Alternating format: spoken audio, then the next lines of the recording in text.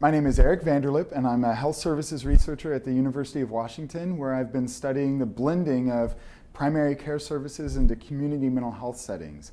Part of my interest has been in assertive community treatment teams because they're just wonderful. And next to me is Dr. Maria DeVita. Hi, I'm Maria DeVita, and I'm an assistant professor in the Department of Psychiatry and Behavioral Sciences, along with Erik, at the University of Washington. And I've been working with Assertive Community Treatment, or ACT teams, since 1998, providing training and consultation and fidelity assessment to support the ongoing implementation and sustainability.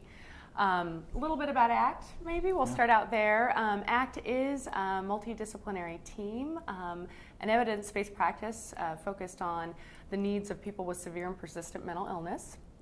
And the services are provided with a high intensity and frequency. Services are available 24 hours a day, 7 days a week. And most services are provided in the community to support their needs and also to promote generalization of skills acquisition and learning new skills. And I think related to that, the most important thing to know about ACT is that it's not just a case management model. Often people think that it is, but really the focus is on teaching people to do for themselves and to learn those skills in the community.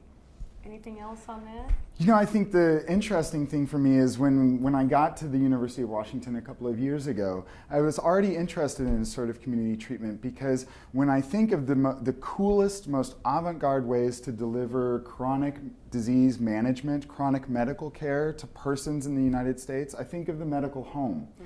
And though there's mixed data behind the medical home, it really is about setting up health services differently to organize itself around quality improvement, measurement, and population-based care. And the funny thing to me is that ACT teams have been doing that for 30 years now. And so it was natural for us to get together and talk about assertive community treatment teams because they have so many similarities to medical homes.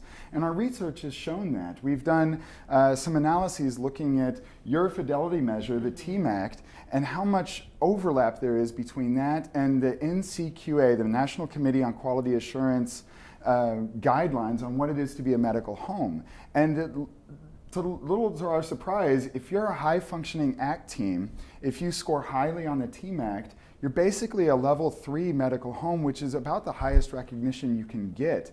The only difference is ACT teams don't provide medical care.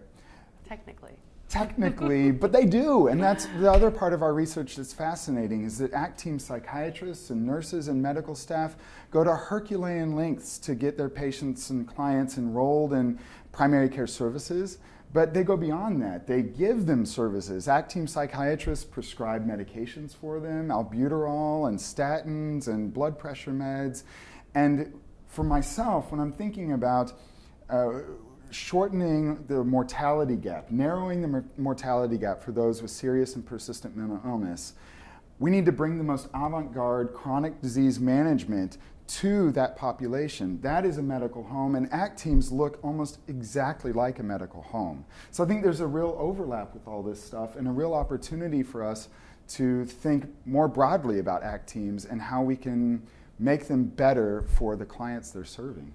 Agreed. Yeah, it's really about promoting sustainability and living a longer life and living a happy life in the community. Yeah, exactly.